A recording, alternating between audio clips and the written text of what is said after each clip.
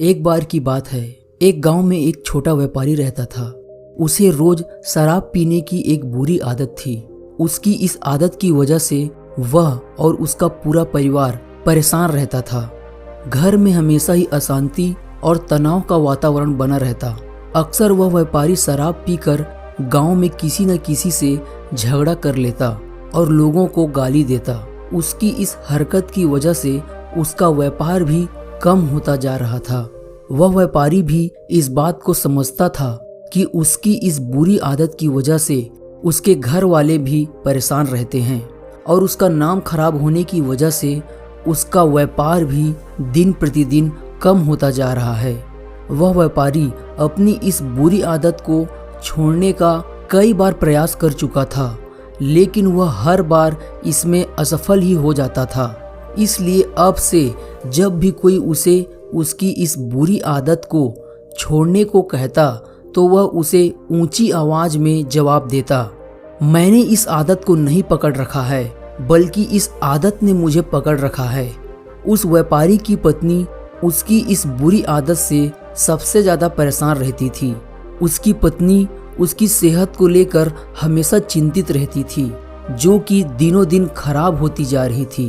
वह चाहती थी कि उसका पति शराब पीना छोड़ दे, लेकिन वह इसके लिए कुछ भी नहीं कर पा रही थी।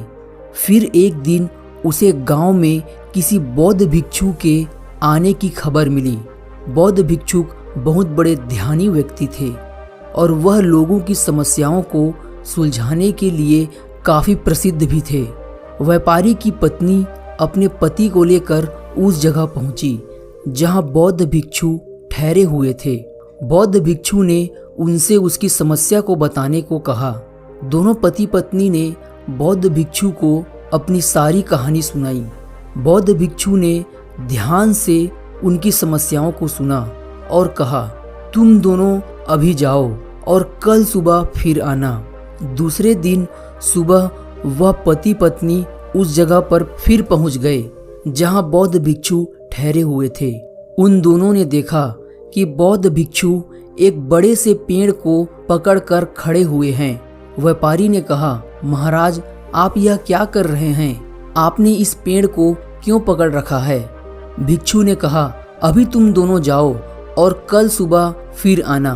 मैं तुम्हें तुम्हारे समस्या का समाधान बताऊंगा। अगले सुबह जब वह दोनों फिर बौद्ध भिक्षु के पास आए तो उन्होंने देखा कि बौद्ध भिक्षु फिर से उसी पेड़ को पकड़कर खड़े हुए हैं। उन दोनों ने बौद्ध भिक्षु से अपनी समस्या का कारण जानना चाहा, लेकिन बौद्ध भिक्षु ने उन्हें फिर से कल आने के लिए कहा। यह प्रक्रिया लगभग एक हफ्ते तक चलती रही। वह दोनों रोज सुबह आते, लेकिन वह बौद्ध भिक्षु फिर से उन्हें अगले दिन आने के लिए कहते।